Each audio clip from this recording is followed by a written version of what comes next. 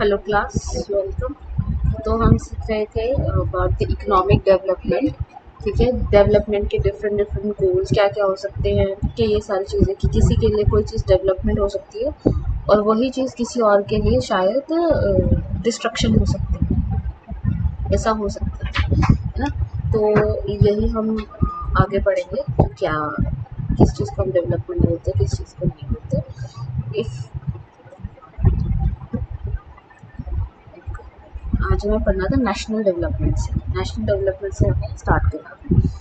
As we have seen about individuals different goals, then their notion of national development is likely to be different. जैसे हर इंसान होता है, उसके लिए डेवलपमेंट का मीनिंग हर इंसान के लिए डेवलपमेंट का मीनिंग अलग होता है ना।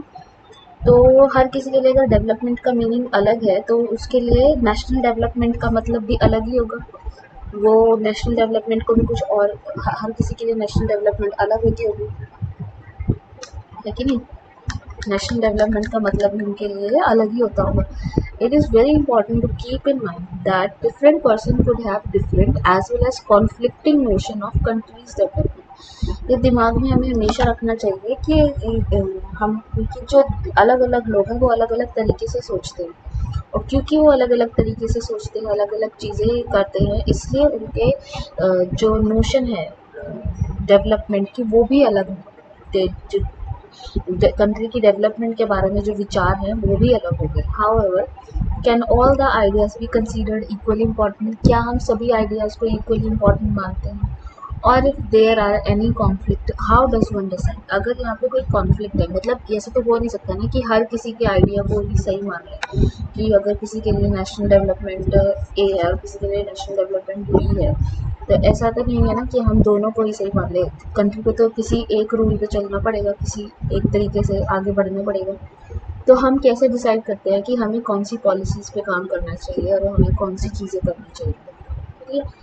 जैसे हो सकता है कि आप मानो कि फार्मर्स की टैक्स ख़त्म कर देनी चाहिए, ठीक है, या फार्मर्स के टैक्स ख़त्म हो जाना चाहिए बिल्कुल ही, फार्मर्स को लोन मिलना चाहिए, ये होना चाहिए ना, फ्री चीज़ें मिलनी चाहिए। वहीं दूसरी तरफ बिजनेसमैन हो सकते हैं जो सोच सकते हैं कि जो बिजनेस के ऊपर टैक्स है वो ख़त्म हो जाना चाहिए और एग्रीकल्चर के ऊपर टैक्स लग जाना चाहिए।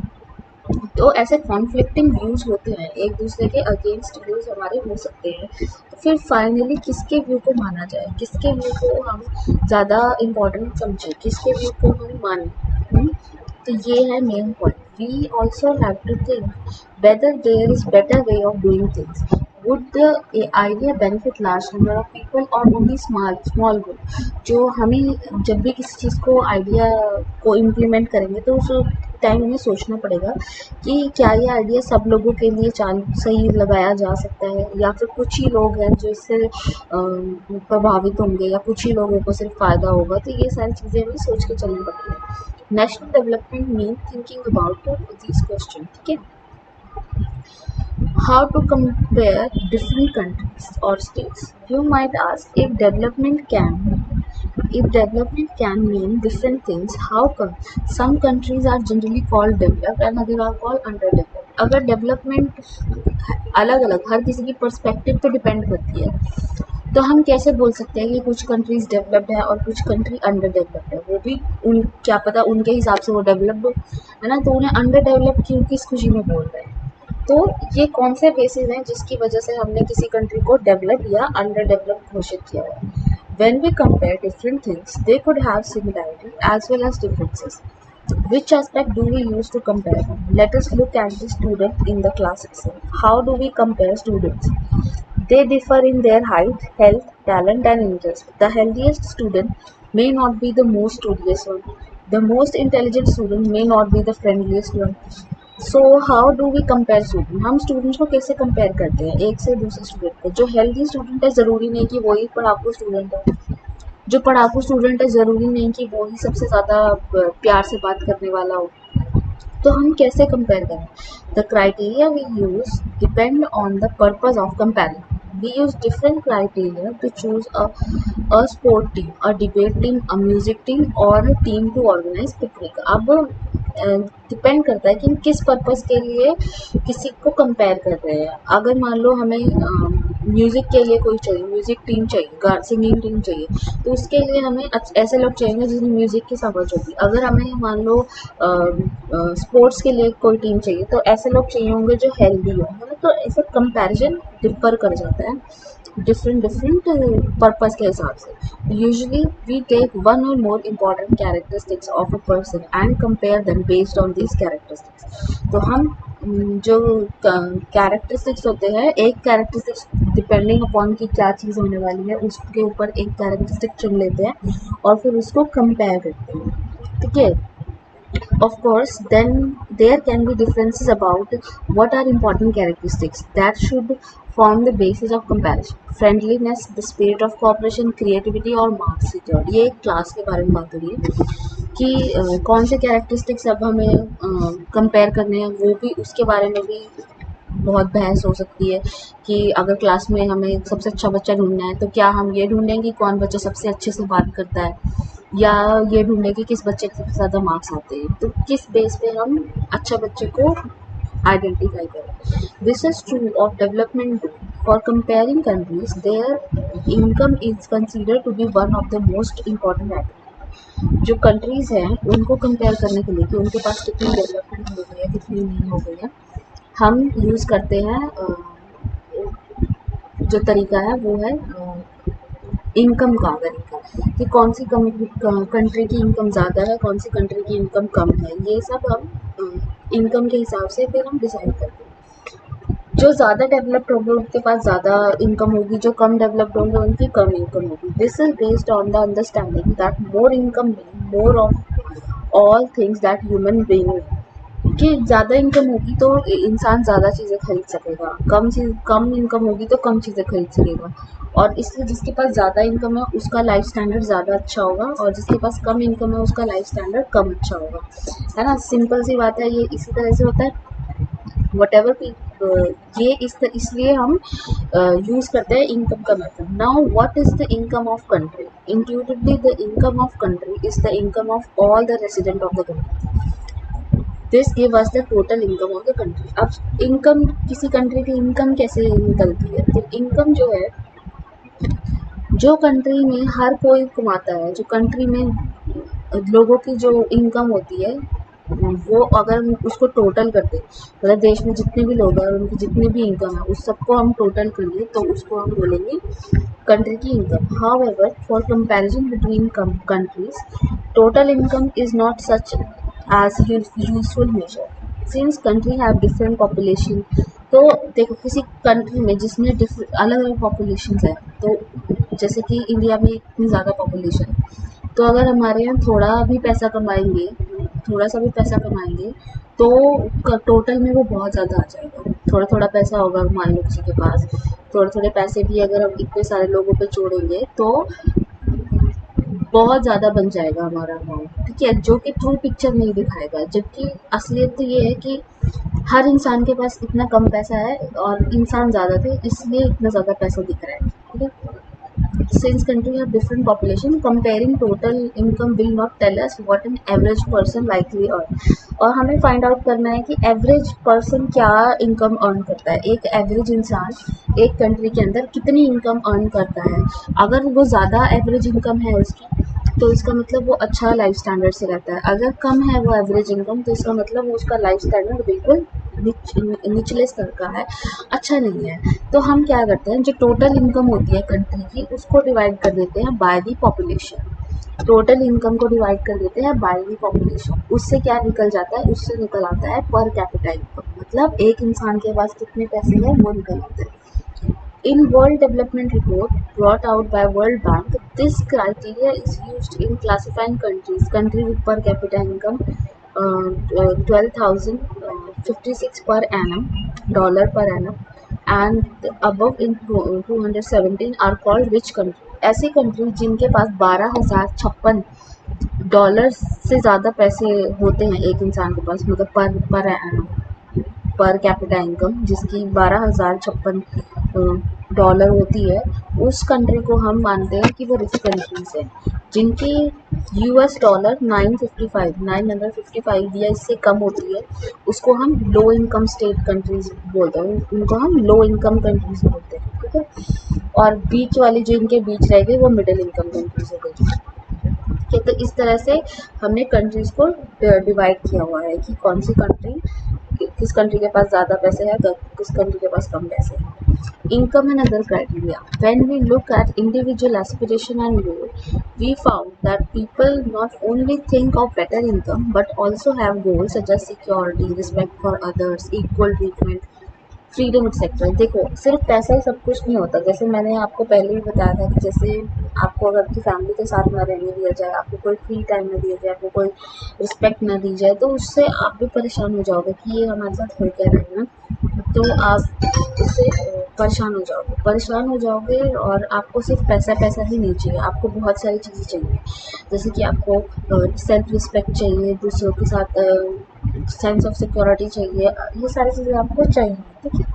एवरेज इनकम के साथ साथ तो और चीज़ें भी इम्पॉर्टेंट है। What could these attribute be, let us examine. ये कौन सी चीज़ें हैं जो कि इम्पॉर्टेंट होती हैं इनकम के साथ साथ। जो दूसरी चीज़ें हैं वो इम्पॉर्टेंट हैं, जैसे कि लिटरेसी रेट, कि कितने पढ़े लिखे लोग रहते हैं एक देश में, कितने पढ़े लिखे लोग रहते हैं। अगर ज़्यादा पढ़े लिखे लोग रहते हैं तो वो ऑब्वियस है कि वो डेवलप्ड कंट्री है। अगर कम पढ़े लिखे लोग रहते हैं तो वो अंडर डेवलप्ड कंट्री है ना।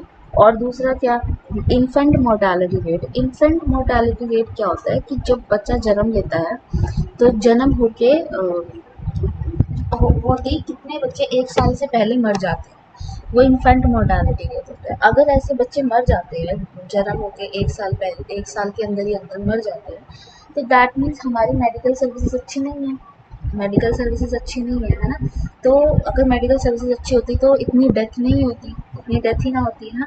तो इसलिए ये चीज़ें भी हम यूज़ करते हैं टू फाइंड आउट डेवलपमेंट, कि डेवलपमेंट कैसी है। मान लो जैसे हरियाणा है, हरियाणा में पैसा बहुत है, पैसा बहुत ज़्यादा है, लेकिन वहाँ पे इन्फेंट मोर्टालिटी भी बहुत ज़्यादा है, 1 साल से नीचे बच्चे बहुत ज़्यादा मर जाते हैं। तो इसलिए उसको हम डेवलप नहीं बोल सकते, क्योंकि उसका इन्फेंट मोर्टालिटी रेट ज़्यादा है। फिर तीसरी चीज़ जो हम देखते हैं वो है नेट अटेंडेंस रेशियो।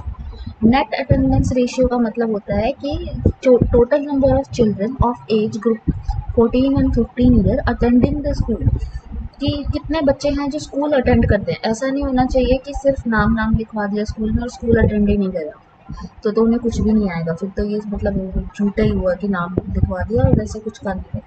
तो नेट अटेंडेंस रेशियो जो डेवलप्ड कंट्री होती है उसमें नेट अटेंडेंस रेशियो ज़्यादा होता है, और जो अंडर डेवलप्ड कंट्री होती है उसमें नेट अटेंडेंस रेशियो कम होता है, ठीक है। जैसे केरला में नेट अटेंडेंस रेशियो बहुत ज़्यादा है, वैसे ही बिहार में नेट अटेंडेंस रेशियो बहुत कम है, मतलब बिहार में बच्चे कम स्कूल जाते हैं, ठीक है। तो इससे हमें ये समझ आता है, ठीक।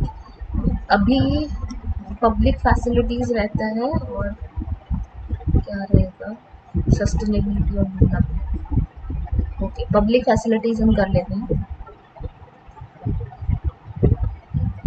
Public facilities, okay.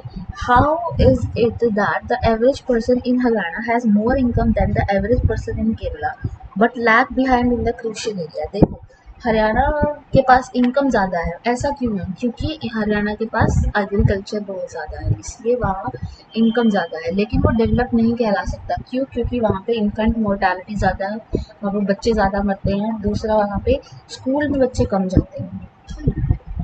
The reason is money in your pocket cannot buy all the goods and services that you may need to live. तो जो आपकी जेब में पैसे हैं वो अपने आप से गुड्स एंड सर्विसेज आपको नहीं देंगे, ठीक है। उन गुड्स एंड सर्विसेज के लिए वहाँ पे गुड्स एंड सर्विसेज होनी भी चाहिए। ऐसा नहीं है कि पैसे आपकी जेब में पड़े हैं लेकिन वहाँ पे कोई सर्विस है ही नहीं, वहाँ पे कोई स्कूल है ही नहीं, तो आप स्कूल में भेजोगे कैसे बच्चों को? फिर आपकी जेब में चाहे कितने भी पैसे हो, आप बच्चों को भेज ही नहीं पाओगे क्योंकि उस गांव में स्कूल है ही नहीं।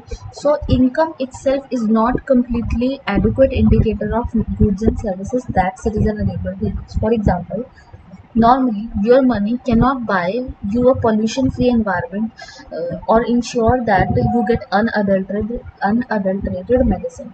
जो मनी है आपके पास वो आपको इंश्योर नहीं करती कि आपको पोल्यूशन फ्री एयर मिले। जो एयर है वो पोल्यूशन फ्री ऐसा तो नहीं होगी कि आपके पास ज़्यादा पैसे हैं तो आपको पोल्यूशन फ्री एयर मिल जाए और किसी और को ना मिले। ऐसा तो नहीं हो सकता, या ऐसा नहीं हो सकता कि आपके पास ज़्यादा पैसे, आप ज़्यादा पैसे दे रहे हो तो आपको अनअडल्ट्रेटेड मेडिसिन मिलेगी। ठीक है, हो सकता है वो खराब मेडिसिन दे दे। ठीक है, मनी में also not be able to protect you from infectious disease. जो मनी है वो आपको इन्फेक्शियस डिजीजेस से भी नहीं बचाती है। अब जैसे कोरोना है तो कोरोना थोड़ी देख रहा है किसी को कि किसके पास कितना पैसा है, और जिसके पास कम पैसा है उसको चिपक रहा है और जिसके पास ज़्यादा पैसा है उसको चिपक नहीं रहा है। ऐसा नहीं है ना, सबको हो रहा है, जिसके भी कम्युनिकेशन में वो आ रहा है ना। तो इसलिए actually for many of the important things in life the best way and the cheapest way is to provide the good and service collectively। इसलिए जो ऐसी सर्विसेज हैं जिस पे किसी का अकेले का बस नहीं चलता, जिसे मनी बाय नहीं कर सकती, वो चीज़ें गवर्नमेंट द्वारा प्रोवाइडेड होनी चाहिए। वो सारी चीज़ें साझेदारी से गवर्नमेंट द्वारा प्रोवाइड होनी चाहिए। ऐसी सारी चीज़ें जैसे पोल्यूशन को हटाने का जिम्मा है तो इसलिए इनको पब्लिक फैसिलिटीज़ बोला जाता है कि एयर वगैरह पोल्यूशन को हटाने के लिए पब्लिक फैसिलिटीज़। क्यों? क्योंकि अगर मान लो जैसे पोल्यूशन है तो एक इंसान कार ना लेके जाए तो इससे ज़रूरी थोड़ी है कि पोल्यूशन खत्म हो गया, नहीं ना। जब गवर्नमेंट पूरी तरह से गवर्नमेंट जिम्मा उठाएगी कि पोल्यूशन फ्री एयर होनी चाहिए और गवर्नमेंट बोलेगी कि आप व्हीकल मत लेके जाओ या जो भी चीज़ें, तब जाके ही पोल्यूशन कम होगा, है ना। तो इस तरह से पब्लिक फैसिलिटीज़ बेस्ट वे होता है कई बार चीज़ों को करने का। ठीक है, अभी तक हम यहीं पे करते हैं। आप इस चैप्टर को एक रीडिंग ज़रूर दीजिए क्योंकि इस चैप्टर में समझने वाली चीज़ें बहुत ज़्यादा हैं। ठीक है, और कोई डाउट है तो मुझसे पूछिए। Thank you so much.